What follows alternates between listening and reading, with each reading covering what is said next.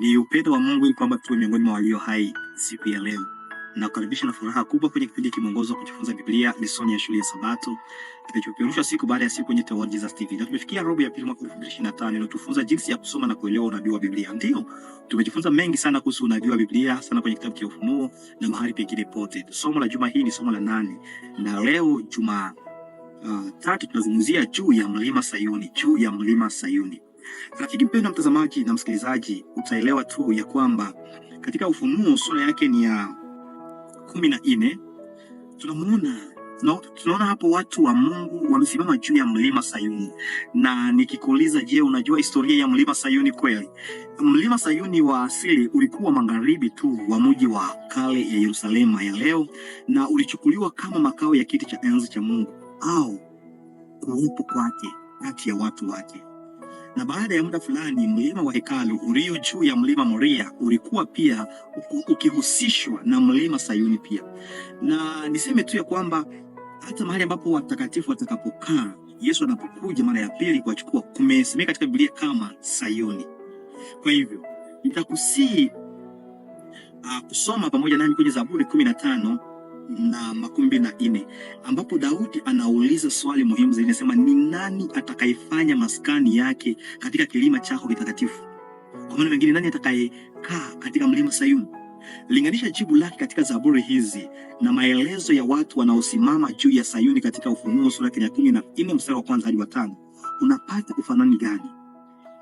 Na mtu anajiungaje na kikundi hiki? Ni nini maana ya ukweli kwamba jina la Bwana limeandikwa katika vipaji vya nyuso zao kulingana na Ufunuo 14:1? Basi tukiongozwa na Roho Mtakatifu, karibuni.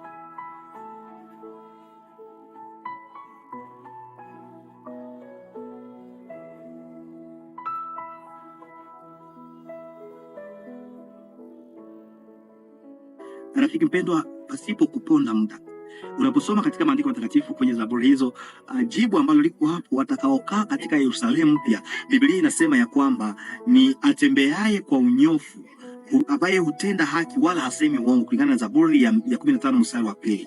Mtu atakayeingia patakatifu ama katika Sayuni ni asiyemkashifu jirani yake, ama hamdhuru wala haruhusu uovu kunena. Nani kati yetu hajakoseana na jirani yake? Nyingine, sifa ya watakaoingia katika Sayuni ni yeye anayewaheshimu wale wanaomcha Mungu na habadiliki hata ikiwa ni mbaya. Tukoje na watu wa Mungu? Asiyempenda fedha wala hawezi kupewa rushwa. Na ngapi tumependa fedha kwa kiasi gani na tumepokea rushwa kwa mambo mengi. Sifa nyingine ni yeye aliye na mikono safi na moyo safi, asiye na kiburi wala si muongo. Rafiki mpendwa mtazamaji na msikilizaji, unaposoma sifa zote hizi unaweza kuelewa na kuamini pamoja nami ya kwamba kwa nguvu za kibinadamu haiwezekani, kwa sababu sote ni wenye dhambi. Biblia imesema kwamba tukisema kwamba hatujawahi kutenda dhambi, Biblia inatufundisha kwamba kweli haimo ndani yetu. Kwa hivyo kuna mara nyingi tunakiuka, tunaenda kinyume na hizi sifa ambazo zinastahili, zinahitajika kwa yule atakayeingia katika patakatifu. Sasa ikiwa kwa nguvu yetu binadamu hatuwezi, nini ndiyo itatufanya tupate kuingia, ama tunaweza kufanya nini ili kwamba tupate kuwa miongoni mwa watakaoingia katika Yerusalemu mpya, wale ambao watatembea na mwana kondoo mahali pote aendapo kwenye mlima Sayuni? Hitimisho pekee ni kwamba mwana kondoo ndiye anayetuwezesha kusimama juu ya mlima Sayuni. Bwana Yesu asifiwe.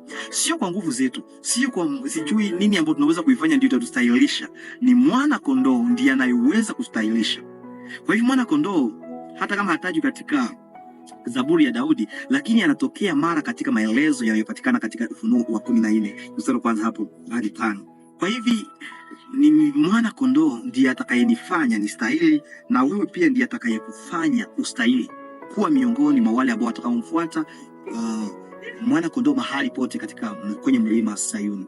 Kwa hivi kitu ambacho tunaweza kukifanya mpendwa ni kumpokea huyu Yesu Kristo, kwa sababu amekufa ili niheshimike, amekufa ili mimi niishi, amekufa ili nikikubali kifo chake nihesabiwe haki yake. Ni hicho ndicho unahitajika kufanya, kumpokea Yesu Kristo tu kuwa Bwana na mkombozi wa maisha yako, na hapo hakika utakuwa umefanya jambo muhimu kuliko mambo yote kabisa. Utakuwa umestahili kuwa miongoni mwa watakaoingia katika Yerusalemu mpya kupitia damu ya mwana kondoo. Kwa nguvu zako huwezi, Ni wazi kwamba hakuna hata mmoja wetu peke yake anayekidhi matakwa haya yote ama sifa zote hizi ambazo anaweza kuzifuata. Kwa hivyo tunaweza tu kuwa hapo katika Yerusalemu mpya ama huko Sayuni ni kwa neema na nguvu za Yesu Kristo, ni kwa damu yake. Sifa njema zote ni kwake. Je, ni kusudi lako kumpokea Yesu kuwa Bwana mkombozi wa maisha yako ili katika Sayuni uwe miongoni mwa watakao kuwepo? Ikiwa ni kusudi lako, tuombe. Asante Yesu Kristo kwa somo hili. Asante kwa sababu Yesu Kristo wewe ndiye unatustahilisha kukaa katika Sayuni. Tufunze kupokea kwa Bwana mkombozi wa maisha yetu katika jina la Yesu Kristo, amina. Ndugu, usikose kusubscribe, like na kushare.